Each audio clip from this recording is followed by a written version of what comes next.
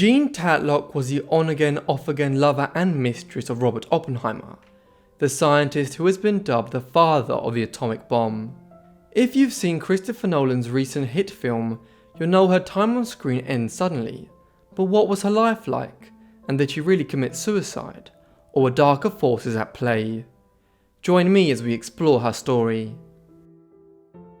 Jean Frances Tatlock was born on the 21st of February 1914, just a few months before the First World War broke out in Europe. She was born in Ann Arbor in the state of Michigan to John Strong Perry Tatlock and Marjorie Tatlock, née Fenton. John Tatlock was a well-respected academic of the time, having written extensively on Geoffrey Chaucer and other important figures of medieval English literature, such as the poet John Donne. Eventually authoring over 6 books, he ensured that the Tatlocks were a learned and well-read family. Owing to John's career, Jean grew up with something of an itinerant lifestyle. She had lived at Stanford University for much of her childhood years, before the family moved to Harvard in Massachusetts in the mid-1920s, and then back to California just as the Wall Street crash and the Great Depression occurred in 1929. All of this happened as John Tatlock moved from academic post to academic post. The economic crisis which spread through the United States ended the glamour of the Roaring Twenties, and would shape Jean's political views for the remainder of her life. Despite the 1920s being a decade of fashion, music and economic prosperity, it wasn't all perfect, as crime and unsolved cases were still high. If you're like me and love 1920s history and mysteries, then you need to check out today's sponsor, June's Journey. I've already mentioned June's Journey on the channel before, and it was great to hear that loads of you also love the game. But if you haven't heard of June's Journey, it is a free to download game set in the 1920s, where you look for clues and objects in a series of different scenes which are beautifully crafted, and using what you've found you try and piece together who murdered June's sister. As you advance through the thrilling murder mystery story, you also have a mansion that you get to decorate and expand as you wish. I always enjoy playing after a long day, as it's an easy way to relax, and I really get excited when finding objects, trying to do it quickly to rack up extra points.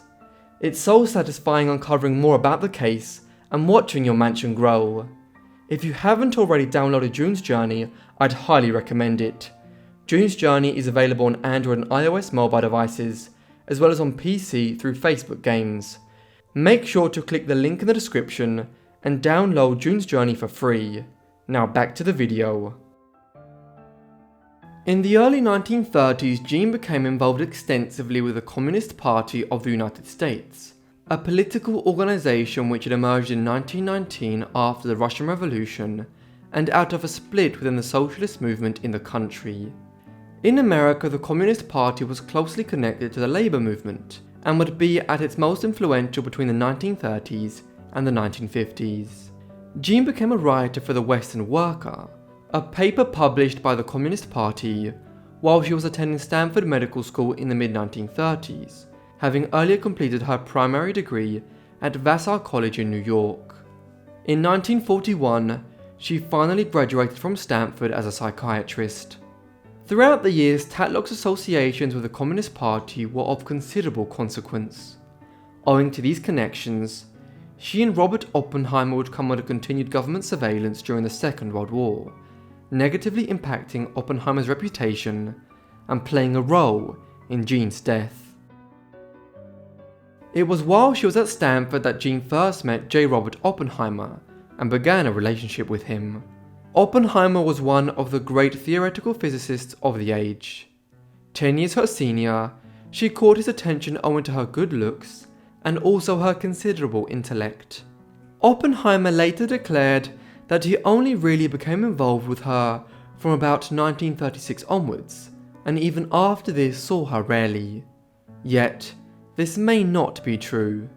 He most likely saw her much more than he claimed, as he stated this in the context of being questioned by the United States over his potential involvement with the Communist Party. However, it was always a clandestine relationship. They never married, and from the late 1930s onwards, Oppenheimer was more deeply committed to Catherine Puning, who he eventually did marry in 1940. Despite his marriage, many people who knew Oppenheimer stated that Jean was the woman he loved most closely during his life, describing Jean as his truest love, and that he was devoted to her. Oppenheimer even proposed to Tatlock twice, but she turned him down both times. While Oppenheimer married Catherine for a range of reasons, most notably the fact that she was pregnant, and because their career pursuits closely aligned, had things been different, he might have married Jean. As her and Oppenheimer's biographers, Kai Bird and Martin Sherwin, have noted of her, Jean was a free-spirited woman with a hungry, poetic mind. She was always the one person in the room, whatever the circumstances, who remained unforgettable. It was possibly these qualities which attracted Oppenheimer to her so much. Jean would continue to see Oppenheimer throughout much of the late 1930s. Some of this involved gatherings of the Communist Party of the United States in California, though it should be pointed out that while Jean remained a committed member of the organization, Oppenheimer himself never joined the party, though he certainly associated with many that did. His political sympathies for socialism seem to have emerged owing to his disdain for Nazism and fascism in Europe, movements which were the sworn enemies of European communism and socialism, particularly following the outbreak of the Spanish Civil War in 1936. As an American of European Jewish ancestry, Oppenheimer had grown to detest the Nazis in the 1930s, and this is most likely where his political sympathies primarily emerged from. It was owing to these political leanings that Oppenheimer would become involved with the US government's political efforts to build a nuclear weapon for the use against the Axis powers of Nazi Germany, Fascist Italy, and the Empire of Japan.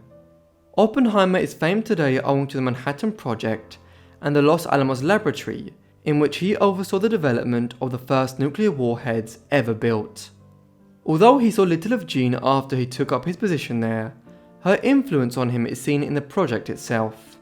The first nuclear weapon that was ever detonated, the Trinity test explosion in the New Mexico desert in the summer of 1945, was named after a poem by the 17th century English poet John Donne. Much of Oppenheimer's knowledge on European poetry had been expanded by his relationship with Tatlock in the 1930s, who had become an expert herself owing to her father's academic interests. Consequently, it is widely believed that Oppenheimer named the test Trinity owing to a shared love of the Donne poem held by himself and Tatlock. Despite his absolute centrality to the Manhattan Project and the running of the Los Alamos Laboratory, Oppenheimer was under surveillance during the Second World War by the Central Intelligence Agency and other government bodies in the United States, owing to his ongoing relationship with Tatlock and her years-long associations with the Communist Party of the United States. For instance, we know that when he occasionally visited her in San Francisco around this time, they would often be followed, and their activities recorded by government agencies. There were worries that Jean could be a spy of some kind, or pass information onto the Soviets, so the FBI took these preventive measures to ensure this didn't happen. Tatlock was always something of an emotionally unstable individual. She struggled with many issues, not least her sexuality, being unsure for much of her adult life if she was gay or possibly bisexual. Her complicated sexuality, the government's tracking of communists in America in the 1930s, and her fraught affair with Oppenheimer left her troubled during the war years. To compound matters, it is generally perceived that she suffered from clinical depression, although the barometers through which such things were measured in the middle of the 20th century were not as clinically effective as they are today. In the summer of 1943, Tatlock appears to have met with Oppenheimer for the last time when he was visiting California. She told him that she wished for their relationship to become more concrete, despite Oppenheimer's marriage to his wife Kitty, a union which was deeply troubled as Kitty was sinking into alcoholism and pill abuse in the mid-1940s. Oppenheimer, though, refused Tatlock's appeal, and they would never meet again. She sank first into a depression, and by the winter of 1943 was being treated clinically at Mount Zion Hospital in San Francisco. It was during this period that her father John visited her at her apartment one afternoon, as he had not been able to reach her the previous day. Upon arrival, he rang the doorbell various times, but there was no response. Worried, John decided to enter the apartment through a window, and what he saw next shocked him. John reported that he found his daughter's lifeless body lying in the bathroom with her head submerged in the bath. A suicide note was also left.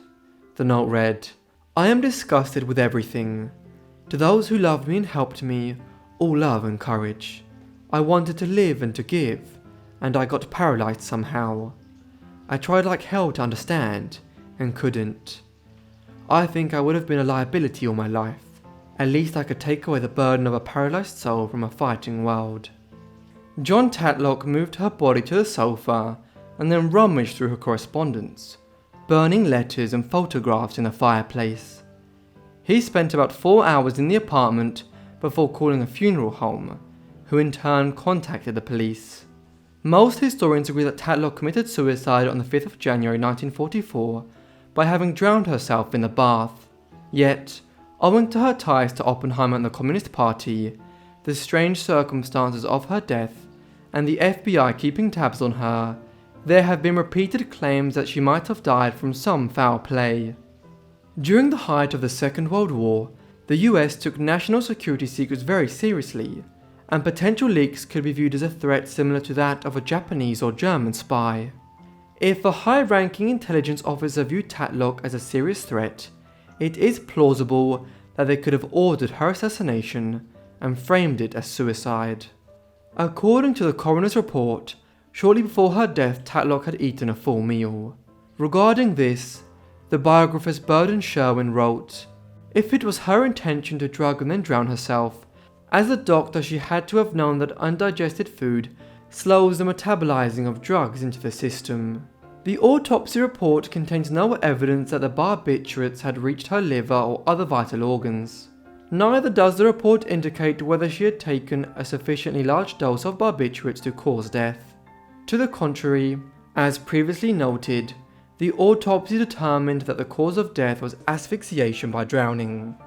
The authors also state that these curious circumstances are suspicious enough, but the disturbing information contained in the autopsy report is the assertion that the coroner found a faint trace of chloral hydrate in her system. If administered with alcohol, chloral hydrate is the active ingredient of what was then commonly called a Mickey Fin, knockout drops. In short, several investigators have speculated Jean may have been slipped to Mickey and then forcibly drowned in her bathtub. As stated in the book American Prometheus, one doctor observed that if one were clever and wanted to kill someone, chloral hydrate would be the way to do it. In the end though, there's no way to be sure that she was murdered, as there simply isn't enough evidence. Her remains were subsequently cremated. She was just 29 years of age when she passed. Tatlock's life and actions continued to rise as a point of controversy within American political life in the years that followed, owing to her associations with Oppenheimer. Although their relationship had been fleeting at times, and he himself never joined the Communist Party, he came under suspicion in the late 1940s and early 1950s of having been in some way sympathetic towards the communist movement. This was also owing to his wife Kitty having been a member of the movement in the 1930s, and when the Soviet Union managed to test a nuclear weapon a few years after the United States first did so, suspicions arose that there had been a Soviet agent or spy of some kind operating at the Los Alamos laboratory in New Mexico during the war. Consequently, Oppenheimer's relationship with Tatlock between 1936 and 1943 led to suspicions about his own allegiances and his possible role in passing information to the Soviets, but there is absolutely zero evidence that there was any basis to such claims, and in reality, Oppenheimer was targeted simply owing to the paranoia of the Communist Red Scare in the US in the 1950s. There also remains zero proof to suggest that Tatlock was in any way involved with conspiring with the Russian state. She was simply a somewhat troubled young woman who felt considerable sympathy for the labor movement in America during the context of the Great Depression of the 1930s. Jean Tatlock has been portrayed in film and television a number of times. including the 1980 TV miniseries Oppenheimer, the 1989 film Fat Man and Little Boy, and most recently by Florence Pugh in the 2023 biopic film Oppenheimer. Thank you everyone so much for watching this video on Jean Tatlock. I hope you found it interesting. Also, if you do enjoy June's journey, please be sure to check it out in the link in the description. If you guys have any suggestions, leave them down below in the comments, and I hope you guys are subscribed and have notifications turned on to get all my videos as soon as I upload them. Anyway, that's all from me, so I'll see all of you in the next Forgotten Life. Thanks.